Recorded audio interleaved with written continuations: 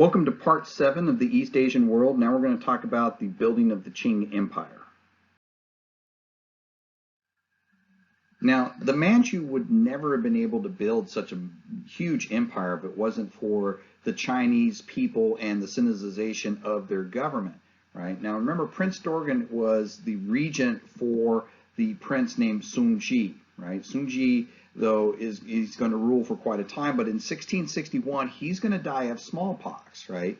Now, his successors, the next 3 emperors that will follow, will be the ones responsible for building this huge empire.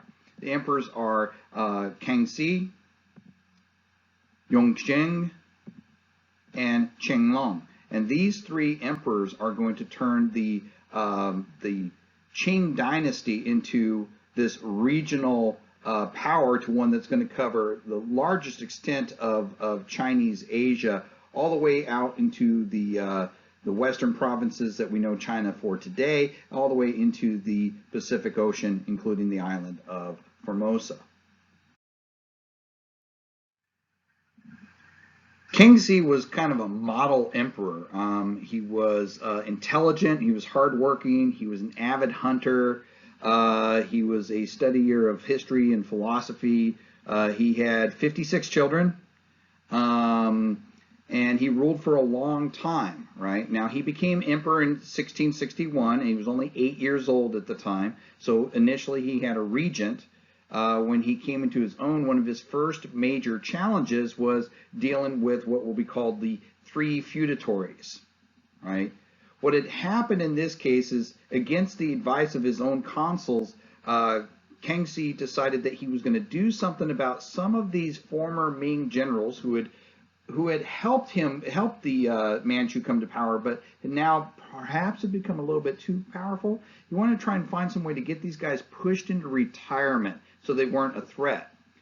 The result of him attempting to do this, he's actually going to have 3 of them rise up in rebellion. One of them was Wu Sangui, the same Wu Sangui who had let the Manchu into China in the first place, right? When he tried to force him into retirement, Wu Sangui at this point was in control of the southern provinces of Yunnan and Guizhou, right? He is going to rise up in rebellion. And as a result, 2 other neighboring generals will rise up with him, the leader controlling Guangdong and the other one controlling Fujian, right? So what will ensue afterwards is an 8-year-long civil war, one in which Kangxi's forces will eventually be victorious in, and he will eventually force these guys into retirement. But he will also begin exerting more force on the south. Clearly it becomes clear to him that he has to control the southern provinces better than he is. Okay, this will push him all the way to the ocean, and he'll look out there beyond. As a matter of fact, he'll take a look out to an island that was controlled by a pirate named Jin Qinggong. All right, Jin Qinggong had taken Taiwan, Formosa, right, from the Dutch East India Trading Company, had captured it, and had basically turned it into a base of operations for his piracy. Okay, in 1683, naval forces are going to take Taiwan away from Jin Qinggong, right, and for the first time in history, China will control modern-day Taiwan, right? So when you hear those that debate about China, that Taiwan's always been part of China, you can say, well, not until 1683. Okay. There was also issues to the north, right? You had a growing threat in a group of Mongols known as a Mongol group known as the Dzungars, but there was also Russia. Russia began moving eastward at this time, right? They began expanding their territory, looking at the lucrative fur trade that was in the Siberian region. And what will happen during the reign of Kangxi is that the Russians will move into a region known as the Amur River Valley, right? Now, the Amur River Valley was already effectively claimed by the Manchu, by the Qing dynasty. So war will break out between Russia and the Qing in 1685, when the Qing will attack the Russians at a fort called Albazin, right? And then they'll attack them again in 1686. Now, the Russians are not very interested in fighting a war with the Qing dynasty, and so they'd rather just, enjoy a lucrative fur trade. So in 1689, they agreed to a treaty called the Treaty of Nerchinsk, and the Treaty of Nerchinsk is going to set a boundary between the Qing dynasty and Russia. It's going to set it at the Argun River, and so these two will be at peace with each other, and it will allow Kangxi to focus then on the Dzungars and their leader named Galdan. All right. He's going to begin to initiate a series of attacks on these Mongol forces, on the Dzungars, right? One in 1690, and then three across the 2-year span of 1696 and 1697. Now, he's going to lead these armies himself. As a matter of fact, he seems to really like doing that. One quote from him says, "While on the move, I'd live roughly without formality. Those passing in front of me didn't have to dismount. As on hunts, we would cook fish and food we caught in a simple way, and sit sometimes in the herders' tents to eat, and drink kumis as we talked." Right? Now, the Qing did some serious damage to the Dzungars, but they never Kangxi never caught Galdan. He is finally going to die in 1697, but it was likely because he was poisoned by his own men, right? Finally, the last little thrust at the Dzungars will happen late in Kangxi's reign. In 1720, he'll occupy a region known as Tibet in order to deny the Dzungars of this possible ally. Next, we have the Emperor Yongzheng. Yongzheng doesn't have quite the illustrious career as his predecessor, but he does do a few things. For example, he will capture the final Tibetan province of Qinghai, right, in 1723. He will negotiate another treaty with the Russians in 1727 called the Treaty of Kaitika, right, which will more firmly or more distinctly define the border between the Qing dynasty and Russia. But the thing that he's most notable for is consolidating the power that was accumulated by Kangxi and creating and firming up the economic system. This is going to be important because his successor, Qianlong, is going to be able to use this this well-founded economic base in order to expand the Qing dynasty to its furthest extents.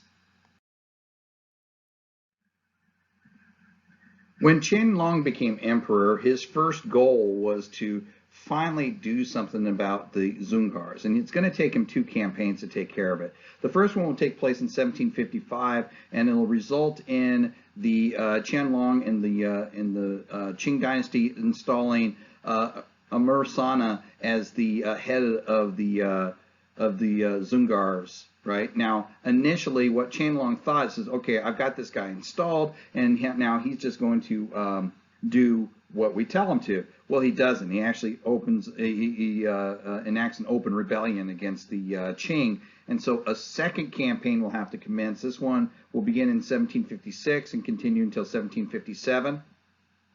And in this one, Qianlong is going to put together 3 separate armies of over 50,000 apiece. He's going to go in after the Dzungars, and he's going to literally destroy them. And when I say destroy, I mean absolutely destroy. A population of over 1 million people completely eradicated as a result of this. He's going to leave no one left. After this was complete, he then began to shift his focus south, and he began by looking to the Xinjiang province, right? Xinjiang province was in the northwest part of where modern China today, right? It's a province with Turkish-speaking Muslims in it, right? He'll begin his conquest and complete it by 1760, right? He'll conquer that region. After that, now he's going to begin looking towards what's left of Tibet, right? Tibet is something that Qianlong really wants to get control of because of the Dalai Lama. The Dalai Lamas there are Tibetan Buddhists, and most Mongols had converted to Tibetan Buddhism, right? And so they were kind of a focal point of leadership for the for the Mongols. So how can you better keep the Mongols under control? Well, you're going to need to control that region that holds their spiritual leader, the Dalai Lamas, right?